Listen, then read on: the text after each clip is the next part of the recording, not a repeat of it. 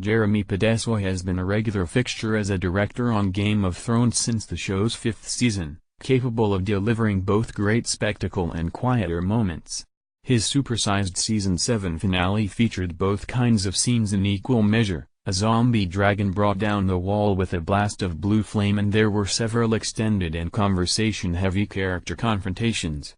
Mr. Podeswa shared which moments made him cry, which gave him chills, and which provided the most headaches. These are edited excerpts from the conversation. Littlefinger finally got his comeuppance. What was it like shooting his final moments, given that he goes through such a wide range of responses? Aidan Gillen is such a great actor, and it was so nice to have an opportunity to work with him, even if it's his last scene, because he had a tone that he'd never had before on the show. We see him for the first time truly desperate, fighting for his life, seeing the tables turned on him in a way that is so unexpected and epic. And Aidan just blew my mind. He was so moving. I actually was crying. On this show, all the characters can die at any time, but it's how they go out that is such a big thing, and for him, it was great that he had this amazing scene to go out with. We get two happy couples at the end of the episode, one of which is the final confirmation of R+L=J. How did the flashback of Rhaegar Targaryen and Lyanna Stark come together? It was important to me to make that scene idyllic, because it's so completely against the accepted mythology about what that was, that Lyanna was kidnapped. The new information here is that this was really a relationship in which they were in love with each other. And they were married, but that's been hidden from the history, until now. We were really hoping to have a nice sunny day in Belfast, which is rare at that time of year, but we did have one. That was the main thing, in terms of the performances and how it was shot, that it be romantic without being overly romantic. When Jon and Dany hook up, we know it's incest, but they don't. So why does Tyrion look troubled? Why the reaction shot from him? From my point of view, Tyrion always seemed 3 steps ahead. As long as there is a professional alliance between Dany and Jon, that's something that everybody wants. We can imagine that that's a helpful alliance. But when things get personal, then people make decisions based on their emotions, and that can complicate matters going forward, so I think he sees the potential here for things to get very messy. Usually, historically, nothing good comes out of relationships becoming more complicated. Laughs. It's also a question of what's going to be his role within this new alliance, right? So there's a kind of caution here. Some folks suspect he might be jealous, too.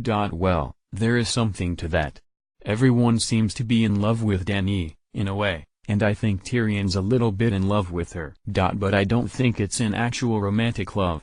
There's a huge respect for her, and maybe there's a slight romantic element to that, but it's more of a jockeying in terms of who has real power. Not over Dany, but who has power in a relationship with Dany. Jorah, who really is in love with her. His relationship with Jon is complicated in a different way. With Tyrion, it's all about who is going to have sway over her. Tyrion's bigger moment, of course, is his reunion with Cersei. Peter Dinklage and Lena Headey haven't been in a scene together since season 4. That was one of my favorite scenes of the entire show. My favorite scene to watch, my favorite scene to shoot.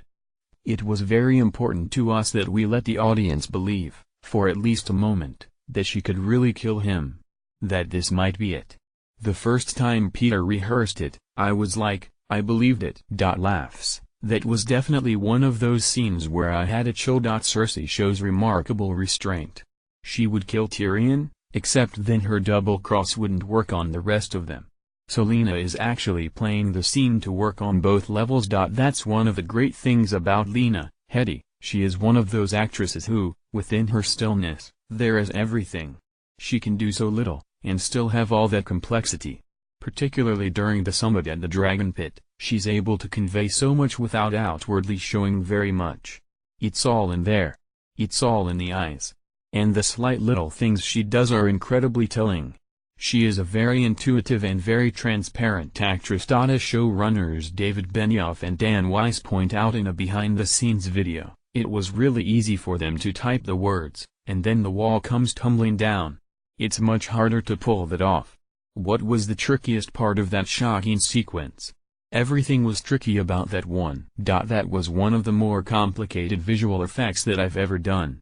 It was a huge amount of conceptualizing, just to figure